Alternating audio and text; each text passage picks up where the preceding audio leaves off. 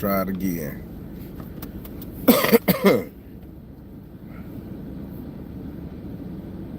We'll try it again.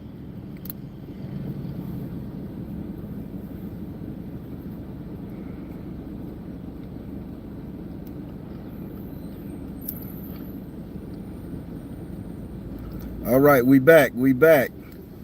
All right, so I just went ahead and changed phones. I don't normally have one phone on me, so I just went ahead and changed phones. So now I'm on my personal phone going through this. I got 4 phones damn near. But I'm here. What's up, I am the wild one? Everybody. So let me I gotta get my hair redone, y'all. Don't mind me.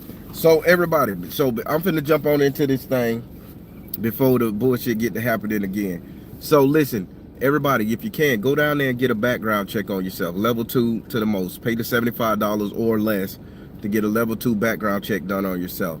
The reason why I'm telling this right here, they are putting charges on people from days in the past. Let's say you owe the library book. They'll sit up there and say you didn't pay, and you'll be done accrue over $1,000 worth of interest and debt, and then they'll put that towards your credit, and then they'll put that on your account as theft. You'll never know it's there. It'll never show up, but it'll be like you stole. But then when that thing get to be $1,000 now, or $5,000, it's grand theft, or however. Now you have a small misdemeanor on your file. I've seen them do that to too many people that I've been talking to lately.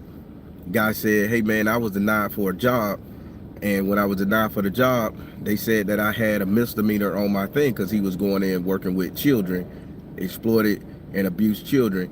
He had a check that he had written in college, and the check bounced, but he moved, he never got it. But they had financial fraud on his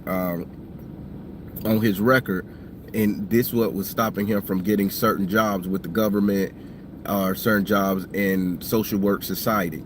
So I want you to be 100% people. Go down there and get that background check. Maybe you could talk to your mayor, your public service, your whoever it is that's over that, and get that shit removed if it's on there. I'm going to get me a level 2 background check for myself to see what was on, because recently I was denied a job. I wanted to go into civil service, and they said, and I know they do background checks, no felony, all that. The lady said I wasn't considered for the job, and I'm like, why? And she said, I can't tell you that. And I say, so I do a background check and you can't tell me why you guys denied me a job, and with my degree and I got the experience and everything says it.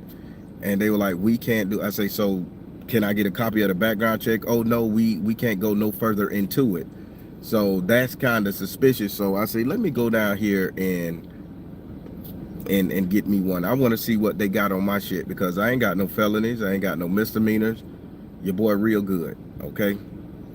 Couple of arrests here and there, but your boy's solid. So I want you guys to really go down there and really look at doing what you got to do. But you got to understand, with all the stuff, with the political climate that's going on, they're going to try to do any and everything to hold us back. Any and everything to hold black people back, white people back, Spanish people back, Indian people back. They're going to do everything to hold us back from getting and doing anything we need to do. So people, if from my advice to you, go online, request the level 2 background check on yourself. Pay the damn $75 or less. No, I'm not promoting any service. Hell, even go down there and get fingerprinted. I don't care. I'm going to do it all. I need to know any and everything that could potentially harm me, from buying my land, getting my business proposal from the bank, and all that other stuff, getting a business line of credit so I could finish out my dream and my purpose. So that's what I wanted to say right there. You guys got my marching order. Now, I want to get into, I'm going to retitle this because this is second take. I'm going to get into this. I want to talk to you guys about a dream I had. A lot of people, I've been getting a lot of emails, and thank you from Las Vegas. Thank you. So a lot of people say they love when I tell them my dreams, how detailed they be, and I could break it down from the color, the description, the energy. So today I want to tell you guys another dream I had last night. Now, so well, there was 2 dreams. I'll come back and tell you guys the second dream later on today after I get through at this courthouse. I like that. I get fingerprint every 5 years. I love that. So people crazy. So the dream that I want to tell you guys about now. So I'm in my old childhood neighborhood, Lake Man Garden Apartments, Orlando, Florida. They call Ivy on the Lakes right now. I'm in my old childhood stomping ground apartments, the projects over that way.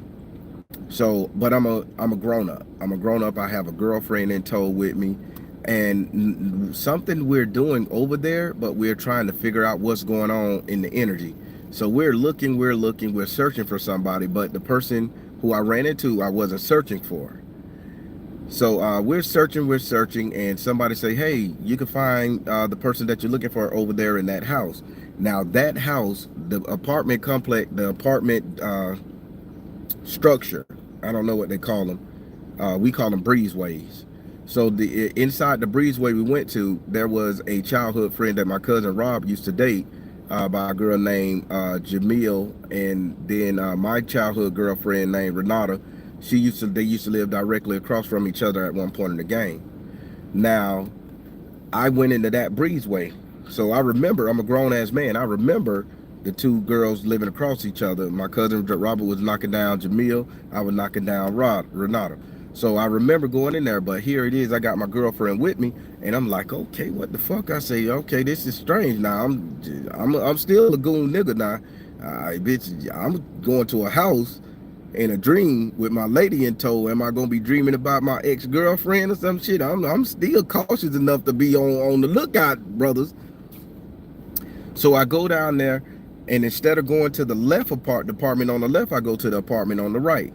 So being a real nigga, thug, gangster, whatever I was back in the past, I say before I go in this house, I'm gonna go walk around this bitch, try to look through the window, see is any dangers in here, see is anybody gonna jump out and rob me, whatever it take. So I tell my chick in the dream, hey, stay right here, stay by the stairs, don't come no further than the stairs, you know, because if some shit pop off, you can at least run behind the stairs and duck down if it's gonna be a shooting or something. So I tell her stay right there, and like a good baby, she gonna listen, right? She stayed right there. So I walk up there and I walk around the house, and I look through the windows. They had the blinds down. I ain't seeing nobody. I'm seeing little kids, 1 or 2 adults in there. So, you know, after I, you know, put my ear to the wall and shit, I see that it's safe. It's just people talking, random conversation having, you know, no danger, no threat. So I say, okay, let's knock on the door. So I circle back around. I go over there. I say, boo, come on. So I knock on the door, tap, tap, tap.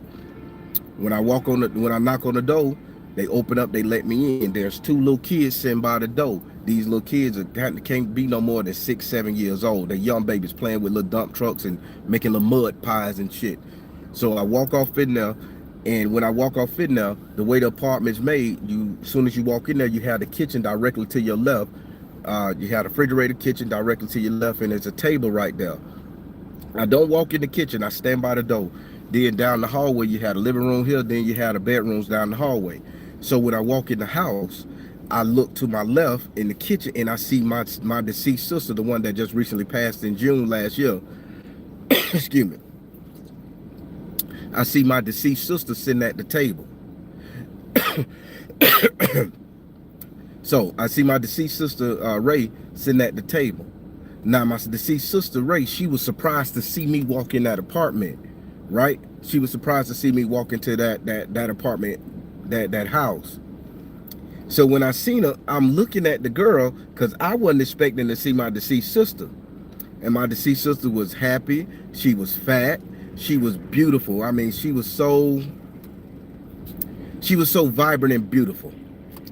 So I see her sitting there, and I'm like, sister, I'm like, you're not supposed to be here. I'm like, we buried you. You dead. And she was like, boy, go on. You know, she was doing the little smiling, get it thing like, why you fucking up my groove? These people don't know me like that. So I looked real good at my sister sitting at that table in this dream, and it wasn't my sister. It was my sister, but it wasn't my sister's complete body. So my sister's spirit has taken over somebody else's body. Pay attention to what I'm gonna say, people, because I'm finna help you guys out on a lot of these questions y'all have in your spiritual community. So my sister spirit is inhabiting this woman's body, almost to the point her facial features look like her and things. So I'm sitting up there telling my sister, whose spirit is inside this chick's body at the table, hey, you're not supposed to be here. You're dead. Your energy ain't nowhere near this energy. What's going on, sis? And she like, stop, you messing it up for me. This is what I want to do. I'm not going nowhere. I'm not gonna leave. I'm not crossing over to the other side. She starts saying stuff like this, and then she makes the girl get up, and the girl is a heavier girl. My sister was always slender with a little shape to her. So this is a heavier girl, dark skin, same color my sister. So she gets up and she like walks around the table and she run past me, running down the hallway to the first bedroom to the left hand side. So I'm sitting up there and I look at my chick and I say, that was my sister. And my chick was like, that wasn't your sister. That girl didn't look nothing like your sister. So only I seen my sister because I recognized the energy.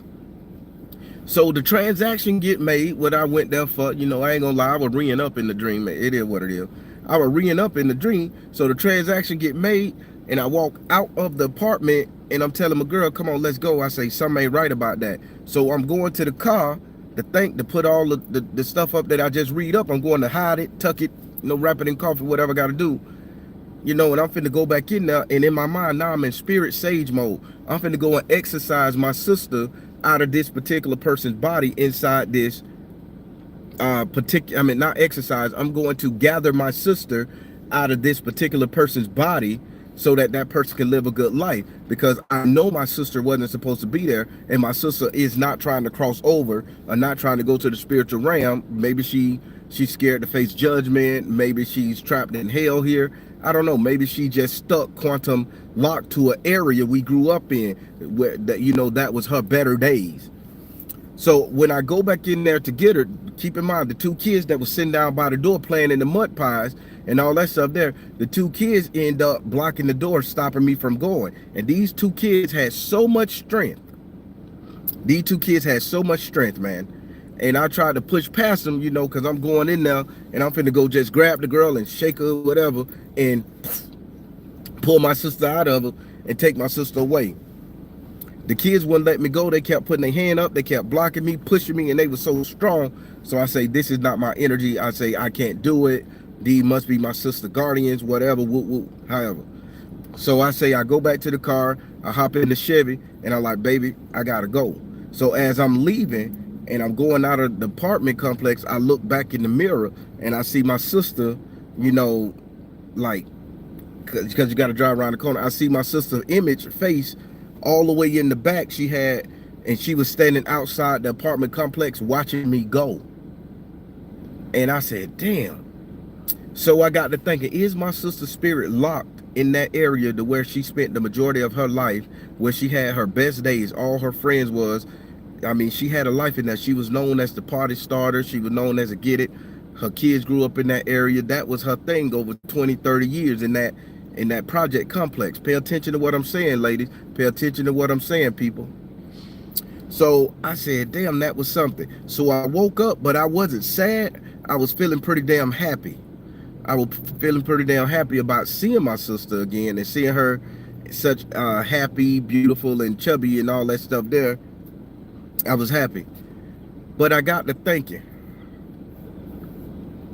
why did my sister say, I'm not going to break her hustle, I'm not going to break her stride? Why did my sister say she's not finna leave here, she's not ready, she's afraid to travel to the afterlife? Then I got into my spiritual teachings, a couple books that me and Grandma had written, a couple things me and Grandma written down in some books that I got. And I got to thinking, Grandma told me that some souls, pay attention, I told y'all all this to say that.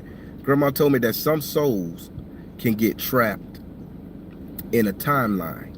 Some souls can get trapped in a place. Some souls can get trapped in a situation. Pay attention. So if some souls can get trapped there, and it would in when you get into the Native American the Native American Indians, Southern folk magic, probably some hoodoo. I don't know about voodoo or Ifa. I don't know about those things, So I'm not speaking, I'm talking about what I know and the people I've done spiritual work with.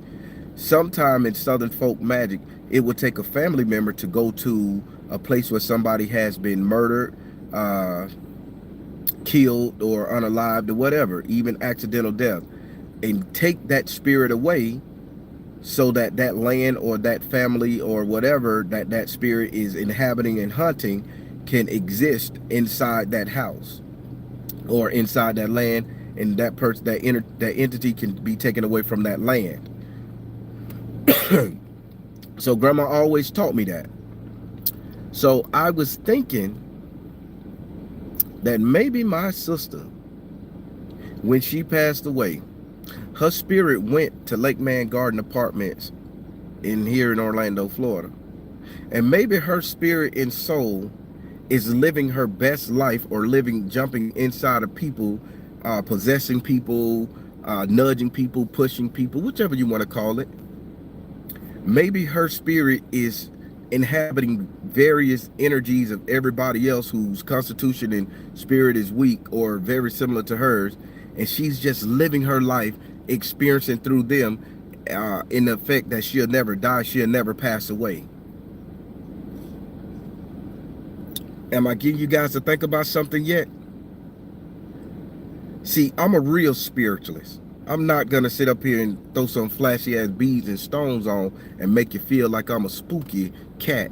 I'm a real spiritualist because I was taught by the best Southern folk magic practitioners, hoodoo practitioners. I was taught by the best of the goddamn best. So what if some of y'all can't connect with y'all ancestors? Some of y'all can't connect with y'all brothers, mamas, sisters, loved ones, ex-husbands, wives, whatever. What if the reason why these people ain't coming back to visit you when they pass away is because they're trapped, or they're living their best life scared of judgment, giving them the source to come back and see you or to answer your call when you call them? What if they're stuck in their glory days? See, back in the day when a lot of people committed suicide, that was influential people, military men from the military. They would dress up in all their garb and all that stuff there, and they would eat a bullet or hang themselves or something like that. Religious men who they unalived themselves, they would dress up and they I'm still getting over this thing, y'all, so y'all gotta forgive me. They would dress up in their highlight of the moment. They would have their highlight of the moment thing, and they would dress up in their religious garb, Sunday best, shirt and tie, and then they would do the unthinkable and unalive themselves or something like that. But why would these people have to dress up so? When a lot of people go jump off of buildings and a lot of people go do that big ass reset, they like to look they motherfucking best. They'll tuck their shirt in, they'll fix it, they'll take off their glasses, and they'll prep themselves, and they'll get fancy just to go to the afterlife, because they're living their best moment and they want to leave a beautiful energy behind, a beautiful corpse. Now, what if somebody was very sick in the hospital, body breaking down, HIV and AIDS, cancer, whatever you call it, leukemia, all that shit? What if that person decided, I was beautiful at this point in the game. I was beautiful in 1987. I was the most beautiful. I had the biggest cock. I was the coolest woman. I had all the hoes. If I was a dude. What if that person said in 1987, I was the man? And when that person died, his mindset is thinking about how he was the man in 1987. So his soul's energy goes back to that year, 1987. But then they say we can't go back in time. Let's look at it as a linear energy. Spiritually, we can go back in time. We can go forward in time. We can do whatever. But let's say in 1987, his spirit went back to 1987. Everybody, here goes some metaphysics. Now pay attention, spiritualists. I'm trying to up your game. So his soul, energy, spirit, source, whatever, goes back to 1987. And during that timeline of 1987, life is still going on. People are getting older. People are progressing. People are making families. So his energy is trapped in 1987 when he felt he was his strongest, or she was her strongest. Life goes on, transport that now that entity is riding on the same timeline of everybody that he or she has ever dealt with, entertained, fucked, hung out with, enjoyed life with. So now as those person life goes on, now you have these spirits attaching to those people, just wanting to live vicariously through them. Now I'm hitting you with some metaphysics on a motherfucking Monday, I think Tuesday this year. I'm hitting you with some heavy metaphysics right here. But I want you guys to understand, because spirituality is not just stones and dirt and herbs. This is real life action. So as he begins his spiritual journey in 1987, starting from there, now everything is going from 1987 moving forward, progressing. It's 2025. Those people that he knew, his soul has traveled with those people. Multiple parts of his soul and energy and time has traveled with those people over the lifetime. So by him traveling over the lifetime, he or she is living vicariously through that person. And sometimes these spirits get upset because you have moved on from that energy. You're no longer a dope dealer.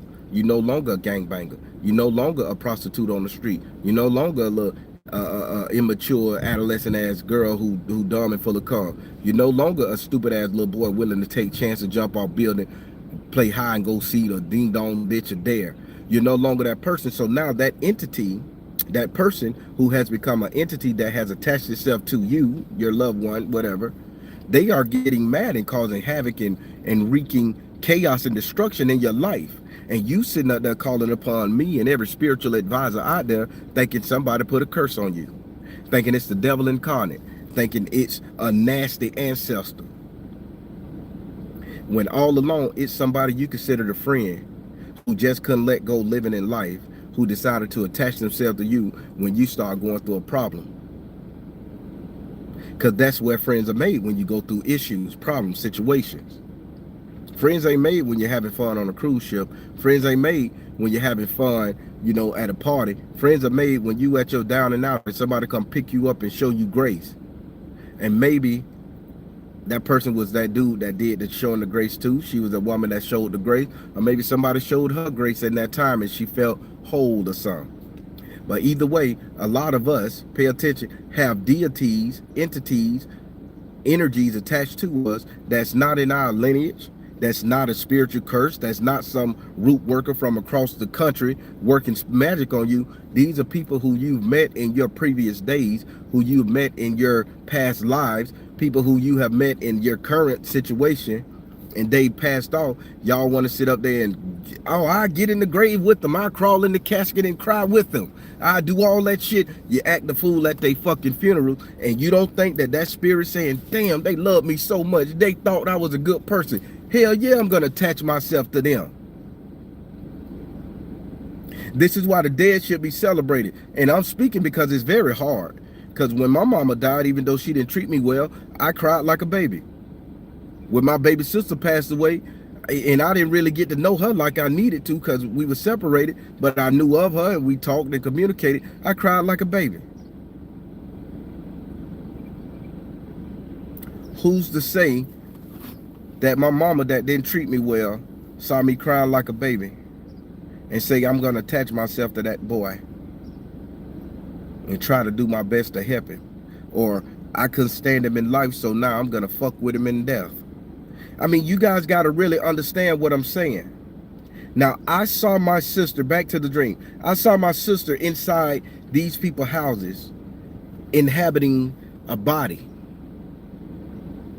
To the point I could see my sister because my energy resonate with her. But nobody around could see my sister energy. When I tried to take my sister away, I was blocked and stopped. My sister ran away from me and said she's not ready to cross over and go where she needs to go. So that means Lake Man Garden Apartments, my sister is going from, I believe, my sister is living her glory days going from house to house, apartment to apartment, just paying attention, living throughout these people, good, bad, or indifferent. You see, I don't play around with spirituality, and I'm smart enough to know that I don't know everything. I'm smart enough to know that if spirit downloads something into my soul, I'm going to pay attention to it and look for it. So people, I'm asking you guys, do you guys think that is possible? I'm looking at the comment. Do you guys think that is possible?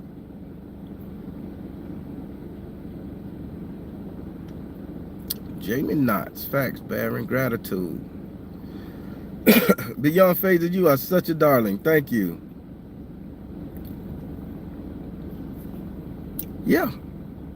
So people, pay attention. Now I'm finna hit you with one more. Now, and ladies, I want to give you guys a trigger warning.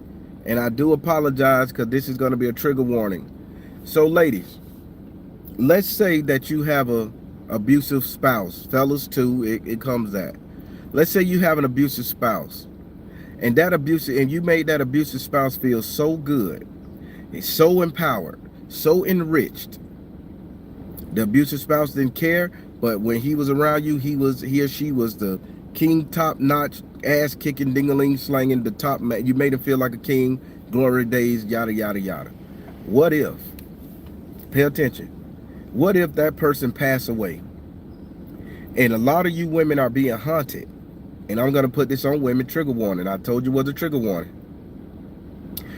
A lot of you women are being haunted by the man that you let beat your ass long time ago. The man that you gave leeway to fuck you over, do you dirty, and you accepted the shit.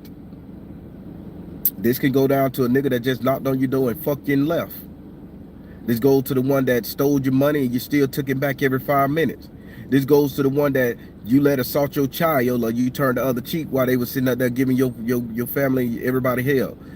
What if that person expired, passed away, went to jail, got unalived in the street as a dope boy, and you knew he was a dope boy, knew he wasn't no good, he was just using you for a piece of put. And you wonder why some of y'all can't get your relationship right because you haven't broke ties with that particular dead entity. You made that person feel like a king. You made that person feel like he was a man next to the goddamn man. So now in depth, that person is coming back, stopping you from getting any love and affection from any male or female nowadays that you want to see, because that person considered himself your person. That person considered themselves living out the glory days, and let alone they'll let your heart go to somebody else. See, ladies, I'm trying to help you here. For me, my big issue is family. To my fellas, some of y'all done let these women take you for chumps, treat you like simps. Some of us done let these women do us so motherfucking dirty, and some of these women pass away from cancer, they pass away from however means that come a lot, and then you still got a love for that woman, and you go and brag to your friends, and you go and you burn candles for this girl who done passed away, who treated you like shit, who took your money, who you felt you just had to save. And that lady done passed away in the spirit world, and she gonna sit up there and she's gonna come back to your simpy ass energy. She's gonna come back to the man who treated her like something when nobody else did. And she's gonna come back and make sure you get handled and treated like you ain't shit. And you wonder why you can't form a connection with no woman. You wonder why your heart is still embraced to that person. Pay attention, fella. Sometimes we gotta really cut the strings to the people who we know. We got to cut the strings of the people to who we know we love so motherfucking much before we move on to the next person. I'm just being G. Sometimes we can't allow the dead to live their glory days vicariously through us, because that could be what's tearing us down. That could be what's causing us to overeat, spend our money, lose friends and family, fucking do dumb shit that we wouldn't do, think crazy shit that we wouldn't think. Half of y'all ain't no gangsters, killers, and hustlers and murderers. But then you got a homeboy that was that, and you reliving, man, I miss my dog, I love my nigga, I ride for mine. Nigga, now you got the same mindset old Killer Roy had. You ain't a killer. You're an average G. You was in the street, you played in the street, but you wasn't for that life. Roy was for that life. And now you sitting up there reliving Roy days, you calling Roy the man, Roy was it. And now guess what? Roy done attached himself to your motherfucking ass, and now you out here taking penitentiary chances, running up with the steel, trying to handle your business, knowing that ain't your motherfucking business to handle, knowing you can't even pull the motherfucking trigger. Your wrist too motherfucking weak. All y'all women want to look at these gold digging ass hoes out here and thinking that they the man, the baddest bitches, and you celebrating them. Then when they pass away, die celebrities. Now you sitting up there, oh, she was a bad bitch. My grandma owned the town. My grandma had multiple men. My grandma did that. Woo, woo, woo, woo, woo, woo. Now you in that energy of a whole season, and your grandma done attached her ass to you trying to relive. Now you can't form a connection with a man. That type of energy, you feeling me? See, so what I'm telling you from my dream, I like to when I have a dream, I like to analyze everything, people. And while I'm analyzing everything, I like for you guys to understand something. Get these attachments off your ass, because these attachments ain't yours. Sometimes there are dead people living in your energy and the energy of your children, your friends. So everybody need to do a spiritual fucking cleansing of your past relatives, your past connection, your past friends. Love them in your heart, cherish them in your memory, but do not give them access to your energy by calling them the man or the woman or the head or sex, or giving them a hierarchy in your mindset. Let that be your message for today. Everybody, I am the Baron, telling you guys to trust you in the universe, because at the end of the day, that's all you got. Please like, share, and subscribe. Thank you all. Soul Tribe.